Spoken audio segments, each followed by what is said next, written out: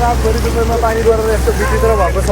ए मेरो चाकभरि पानी आयो, यस्तो पुरै भिजिसक्यो। यस्तो ताल छ जताततै, यहाँ गाडी हिँड्न पनि नमिल्ने अवस्था छ। यस्तो हरिबिजोग छ है पानीको। ए पुरै ताल छ नि यहाँ त। अब 1-2 दिनमा त हामी यहाँ माछा पालन गर्न सक्छौँ है। 1-2 दिनमा यहाँ माछा पाल्ने भन्ने हाम्रो सम्झौता भइसक्यो छ। बरु कुन चाहिँ भेराइटीको कुन क्वालिटीको माछा ल्याएर राख्ने भन्नेमा दोधार छौँ। अब त्यो पनि हामीले छिटै निष्कर्ष निकाल्छौँ।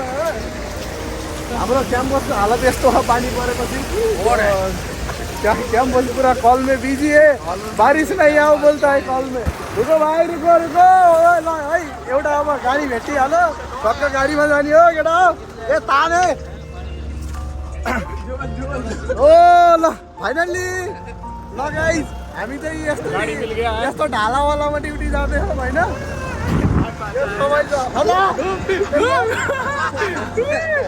हाम्रो केटाहरूको हालत यस्तो हो यहाँ।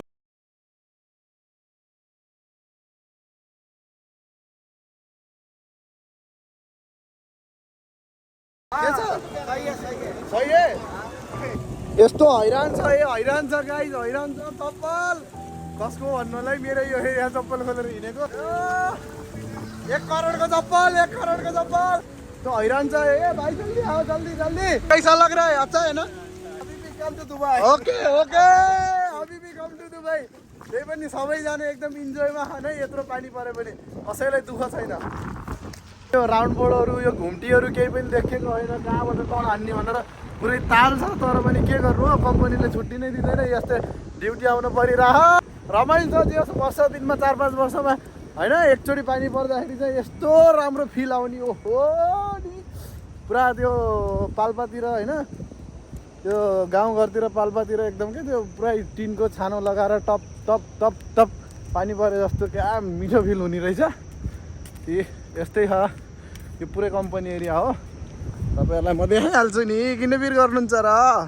पुरै सटडाउन छ है यता चाहिँ। ए पुरै पानी पानी। फाइनल्ली गाइस कम्पनीमा आइसकेको अवस्था। पन्च त हान्नै पर्यो।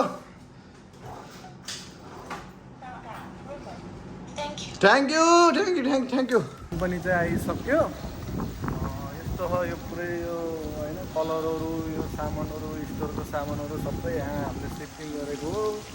पानीले गर्दाखेरि यसलाई हेर्नु सबै यस्तो पुरै सिफ्टिङ गरेर राख्न परिरह। यहाँ खेतमा मेडिला जस्तो गर्न परिरह होइन।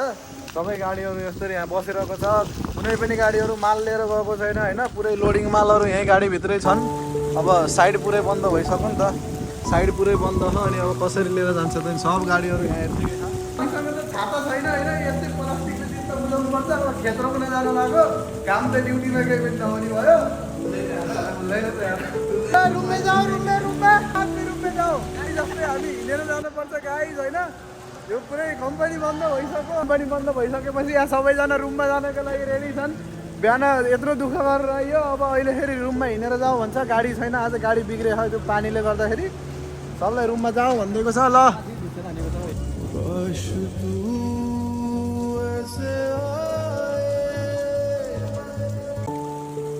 बल्ल बल्ल ड्युटी आयो, अब फेरि रिटर्न हुँदैछ। माछा मारेर हिँडे जस्तो भइरह। तिमी भन्दा अरू मनले हेर्नै जानेन, त्यो दिलै छोडी अन्त कहीँ जानै मानेन।